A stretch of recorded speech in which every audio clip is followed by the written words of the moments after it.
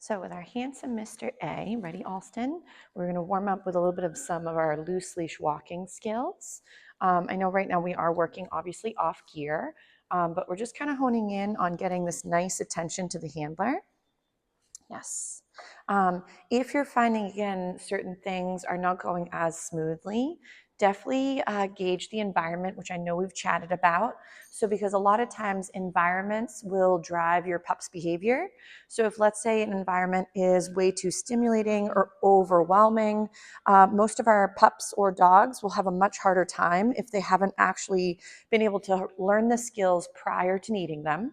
But then also, if they haven't generalized certain behaviors or certain skill sets with many different variables, that's where generalization for the babes could be a little harder.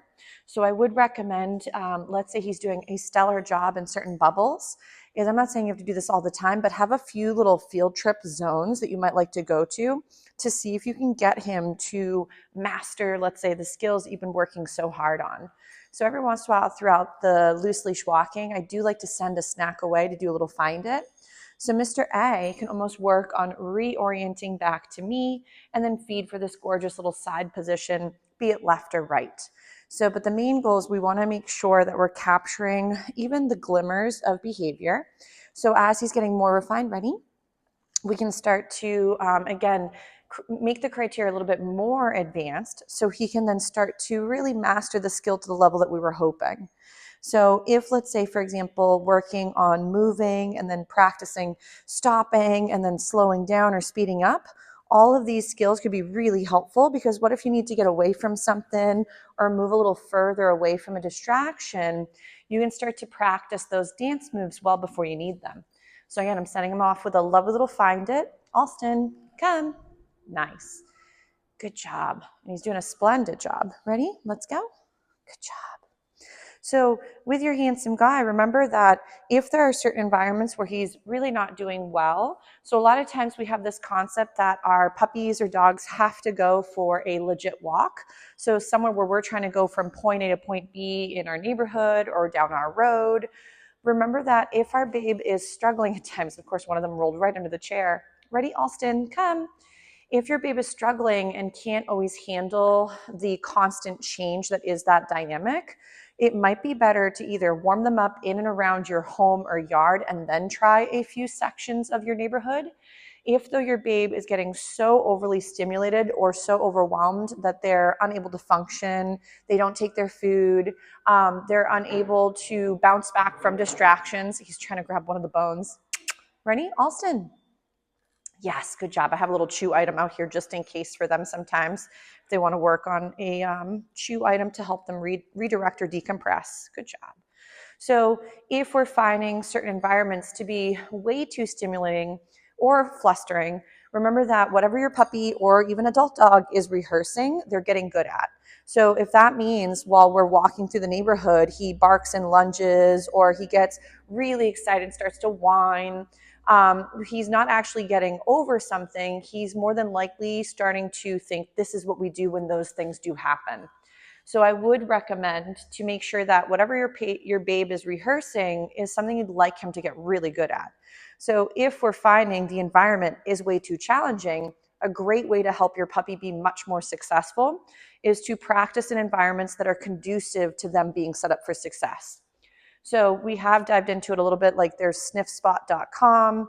There's also, for example, going to a parking lot or an open sort of field or venue of something similar. But the problem with most neighborhood walks is there's always something around the bend that you're not sure might happen. So for a lot of dogs, that either equals a lot of unpredictability, which could lead to anxiety, but also way too much excitement. So if our babe, ready, Allston, come. If he really wasn't doing so hot, I would reevaluate, what are we working on? Has my puppy actually accomplished that skill in a softer venue? And then can we try to master it and work on it in a zone that's sort of, similar to where you'd like to be, but maybe not quite as challenging as the environment we're actually hoping to get to for down the road. Nice. Good job. So I'm going to do another little find it. Maybe we'll do a little bit. Oh, he says that one got lost on the floor. Some of the treats blend really nice with the flooring and it gets a little confusing. I'll toss one that's a little easier. There we go. He'll see that one better. So ready? Allston, come. He's like, hold on, lady, there's some good smells. So back to like our recall practice, if let's say he didn't respond, nice. I would give him a couple seconds to think about the exercise. If, for example, there's absolutely no response, and then that's what we're finding is happening more than not, I wouldn't allow the babe to, for right now, if he keeps failing or he's struggling, and it may not even be him, maybe it's another classmate. But anytime you call your dog to you and they're really not responding to the recall, we may not want to have them off leash quite yet because of obviously safety reasons, but then also we don't want him to get really good at ignoring, let's say, the thing we're trying to work on, or start to realize that he's a little confused about what a recall might be. So make sure, so like right now, even though I'm not calling him, he's just gotten into a really good groove of every time he goes away, he comes back in for a little check-in. Ready? Find it. This is also a great way to just start building that orientation. So again, Allston, come. Nice job, sir. Yes. But he's really doing such a good job. I'm excited too to have him. I know he and Peter and Ozzy, and Bodie, are going to be technically joining the structured play class instead.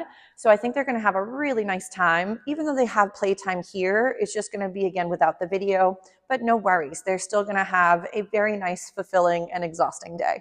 So ready? Allston. Yes, great little name recognition with the positive interrupter. He's really doing quite a nice job. So maybe we'll try a couple weight behaviors, see how those are progressing. And I know for him, I think you guys were mostly working like place and some stay. Remember, you don't have to change up a thing. And I did figure out, you did mention that for lying down, he has the cue lie down versus where I was just doing down. So I'll make sure to keep that consistent for him. So, but for right now, a wait again is where they're holding back and then you're either calling them to you or releasing them to go grab something, be it food, a toy, maybe retrieve something. So again, he could wait. I'm going to see if I can add a little bit of movement around this handsome guy. If again, movement made things too challenging for Mr. Handsome, I would make it a little bit easier. So again, right here, Allston, come. Yes, nice job, sir. What a good boy. So again, we might set him up over here instead. So helping your puppy generalize skills also consists of making sure, and that's fine. If he wants to lay down and get cozy, perfectly fine. I'm going to even feed him for that lovely sort of relaxation moment. So if your babe, for example, dropping one, you might have to go get it. Sorry, sir. If your babe is having a hard time with some of these weights or any of the skills, and you're finding that getting to change it up a little bit for that generalization means that if, let's say, for example, your babe could only rock a sit in the kitchen, we might have to start practicing in different parts of the home, inside, see if we can get it to happen maybe outdoors in the yard, and then also change up the way we might look or move while working certain skills. So again, I'm going to tell him to wait, and then I'm going to see if I can add a little bit of movement around him. So if, again, we alter the way we move to hopefully keep the dog from breaking or moving, the problem there is then when you start to act more normal again or more like your regular gait, your babe might start to think that means, oh, the game's over, or maybe she doesn't mean it yet, or I'm a little confused. So if your babe typically has always done a waiting position or holding back with you right in front of them, and you always call them while facing them, that means we haven't generalized the skill to a different way. So again, I might go, Allston, come, and then see if I can call him to the side. So you see how there's a little bit of hesitation. He's a little bit unsure. He's also looking for that hand signal. He's been used to seeing like my hand dropping. So this doesn't mean that you can't get your babe off of visuals. A lot of dogs and pups are huge visual learners.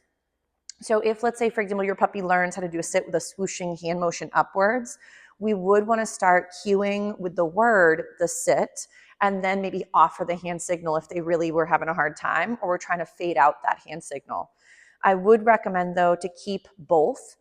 Because sometimes, let's say, for example, it's too noisy or there's stuff going on, and let's say for some reason he says good night, your dog can't hear you, that's where a hand signal could be helpful. Whereas the opposite could be beneficial if, let's say, your dog couldn't see you, and then now verbal cue would be more helpful in a situation like in the woods where you're out of range. And that's where hearing you call would be helpful. The other option too for some of these beautiful, like let's say recalls, some dogs can get really nicely conditioned to using a whistle. So the whistle, every time you blow it lightly, means come check in for a paycheck. So as opposed to having to use your voice, or if you're one of those folks that can't whistle, having a whistle itself, and I don't mean like, I just mean like a regular whistle, not like the high frequency one that's kind of sound, doesn't make sound for us, but makes sounds for them. But it's up to you guys too, personal preference.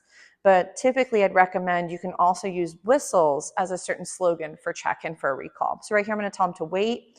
And then maybe while he's doing a wait, I'm just gonna add a little bit more distraction. So I'm just gonna add a little bit of playing with my items, make some funny noises. So remember the differences between a wait behavior and a staying position is that with wait, you're gonna have them break and come to you. If you were using this for door exercises, you could still have your beauty wait. And if waiting was really hard at doors, I'd recommend to use doors that don't lead anywhere. So doors that, for example, go to a bedroom, doors that go to a kitchen, or like, for example, your bathroom. If the bathroom though is spooky, I wouldn't start doing it with the bathroom door, and that would be another thing to work on for down the road. So right here, we might go again, Allston, come. He's like, I am so pooped out. You're so exhausted. Well, maybe do a little find it. Ready? Do you want to go get it? He's like, lady, I've had it. So if you have moments where Mr. Handsome Pants over here, he sometimes does get a bit tired, and getting up and moving seems really hard once you finally relax. So I might try and wiggle my fingers. He's like, maybe. Ready? Oh, such a good boy. Ready? Find it. So you'll see though that I didn't say so-and-so come like 13 times as he didn't quite perform the skill. Remember that if we're always getting upset when they fail or give us a hard time or are confused, how much fun is it going to be for them to try to practice or work on skills again with us? So maybe for Mr. Handsome, maybe being stationary, if he's that tired, we could work another skill. He and the boys did some really nice wrestling. So he normally tends to wrestle with Ozzy, but he did a little bit of playing with Peter too. Oh, nice shake off, sir. I saw the saliva. Ready? Come. Nice. Let's wipe off some of the slime. Oh, you gotta look beautiful. You can't have slime on your forehead. Very embarrassing. So we'll do another little find it. And maybe for him, he likes doing some find its and then a recall. So nice job. So even if I don't always get to do the slogan, he's still practicing the reorientation to me, which is really beneficial. So maybe we'll try a couple little moves. So I know he was working a little bit with those U-turns. So we could practice a little bit with that change in direction. He also was doing a really nice job, ready, front, with kind of working into my space from being next to me into now the front of me. Then from here, you could work that little side or finish position. So you typically would lower your puppy. He's like, my brain melted. If he needs a little bit of help, notice how I start moving too to kind of help him go back by the side of my body. And don't worry if everything's not perfect when you're first working it. And remember, perfection's not really attainable. So I would just look for progression and that they're starting to understand the skill set. And then you could refine it as they're getting much more comfortable. So we could get another little sit right here. Yeah, nice job. So I know loose leash walking, he's been typically doing really well. I just don't always know exactly. Sometimes for some, they have more distractibility or difficulties when there are other things nearby. So I do find with the adolescents, that's when things tend to get a little bit more difficult for them. But it can, again, get into a nice groove once more. Nice. Ready, set. Gorgeous. Yes. He's doing such a good job. Ready? We'll do another little find it. And hopefully you don't hear my neighbors. I think they're drilling or something. Very entertaining. Ready? Yes. Nice job, sir. So, but maybe we'll give our gorgeous Mr. Handsome, Mr. A little breather from some of these skills, and we'll work a few others in just a moment. Ready? Want to do another little find it? He's doing such a nice job. Brilliant boy.